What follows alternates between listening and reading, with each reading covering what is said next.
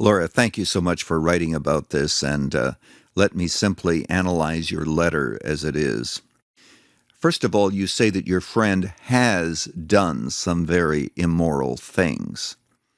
That seems to me that you're putting it in the past tense, and that's very important because you're absolutely right. 1 Corinthians chapter 5 says that we should not eat with brothers and sisters, those who claim to be Christians, and who at the same time are immoral, greedy, and it has a whole list of other kinds of sins. We should cut ourselves off from them.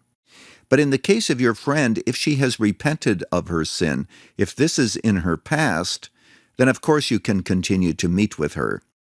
What Paul had in mind in 1 Corinthians chapter 5 is a form of church discipline.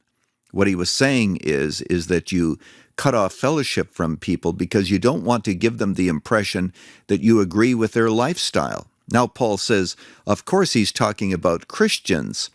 He's not talking about a relationship with non-Christians. He said, if I were to be speaking about that, then we'd have to go outside of the world. We couldn't have any contact with them because most non-Christians are involved in all of the sins listed there in 1 Corinthians chapter 5. Laura, here's the bottom line. The reason that Paul said that in 1 Corinthians 5 is not because he was uncaring, harsh, or unloving. What he means is that when we cut ourselves off from those who participate deliberately and continually in the sins that he lists, it is a form of discipline. It is our way of telling them that they are on the wrong road, and their decision to live that way is very, very serious.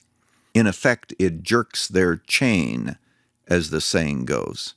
But Laura, don't stop associating with your friend without telling her why. Explain 1 Corinthians 5 to her, assuming that she's continuing to live in these kinds of sins.